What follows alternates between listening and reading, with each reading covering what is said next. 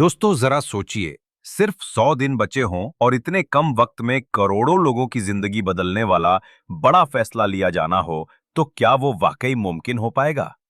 सवाल है, क्या 8वां वेतन आयोग समय पर लागू हो पाएगा या फिर ये भी बाकी आयोगों की तरह लंबे इंतजार का शिकार होगा? हर सरकारी कर्मचारी और पेंशनभोगी इस सवाल का जवाब जानना चाहता है, क्योंकि इस आयोग का असर सिर्फ उनकी सैलरी या पेंशन पर ही नहीं, बल्कि पूरे परिवार की आर्थिक स्थिति पर पड़ने वाला है। आज की इस वीडियो में हम आपको पूरे विस्तार से समझाएंगे कि आखिर 8वें पे कमीशन की असली स्थिति क्या है, सरकार अब तक क्या कर पाई है, कर्मचारियों को क्या उम्मीद करनी चाहिए और आखिरकार न्यूनतम वेतन कितना बढ़ सकता है। केंद्र सरकार ने जनवरी 2024 में 8वें वेतन आयोग की घोषणा की थी और साफ कहा था कि इसकी सिफारिशें 1 जनवरी 2026 से लागू होंगी। शुरुआत में ऐसा लगा कि सरकार इस बार इतिहास रच देगी, क्योंकि पहले जितने भी वेतन आयोग गठित हुए हैं, उनकी रिपोर्ट तैयार होने और उसे लागू करने में 2 से 2.5 साल का समय लगता रहा है। लेकिन इस बार सरकार के पास 1 साल से भी कम समय था। अब स्थिति यह है कि 2026 की शुरुआत में सिर्फ 100 दिन बचे हैं और आयोग का गठन तक नहीं हुआ है। न तो चेयरमैन की नियुक्ति हुई है, न सदस्यों का चयन किया गया है। जब आयोग ही अस्तित्व में नहीं आया, तो कर्मचारी संगठनों के साथ बैठकें और रिपोर्ट तैयार होने का सवाल ही नहीं उठता। यही वजह है कि कर्मचारियों में असमंजस और चिंता दोनों बढ़ रही हैं। अगर हम इतिहास पर नजर डालें, तो हमें साफ दिखाई देगा कि हर वेतन आयोग को बनने से लेकर लागू होने तक लंबा समय लगता रहा है।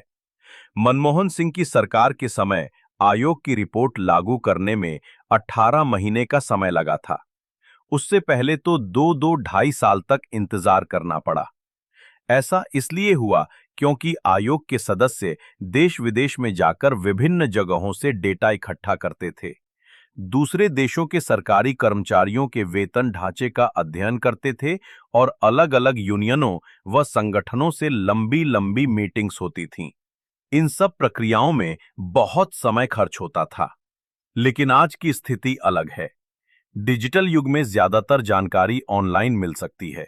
दूसरे देशों की पॉलिसीज और डेटा का अध्ययन कुछ ही हफ्तों में पूरा हो सकता है। सवाल यह है कि क्या सरकार इस सुविधा का इस्तेमाल करके वास्तव में प्रक्रिया को तेज कर पाएगी या फिर वही पुरानी लय बनी रहेगी। National mission for old pension scheme Bharat के अध्यक्ष मनजीत सिंह पटेल का कहना है कि सरकार की तरफ से भले ही ये दावा किया गया हो कि जरूरतमंद स्टाफ की भर्ती शुरू हो चुकी है, लेकिन आयोग के सदस्यों की नियुक्ति का अभी तक कोई ऐलान नहीं हुआ है। ऐसे में ये पूरी संभावना है कि सिफारिशें लागू होने में देरी हो जाए।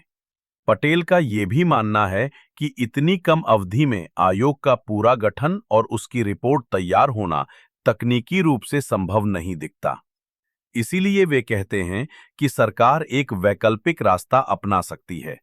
ये रास्ता है फिटमेंट फैक्टर को बदलना। यानी सरकार चाहे तो 7वें वेतन आयोग के पे मैट्रिक्स को जस का तस रखते हुए उसमें सिर्फ नया डेटा डालकर काम चला सकती है। अब बात करते हैं सबसे अहम मुद्दे की, कर्मचारियों की सैलरी कितनी बढ़ सकती है। वर्तमान में न्यूनतम बेसिक पे 18,000 रुपए है।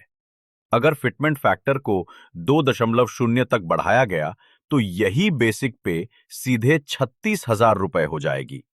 अगर सरकार इसे 1.9 पर रखती है तो यह बेसिक लगभग 34,200 रुपए तक पहुंच जाएगी।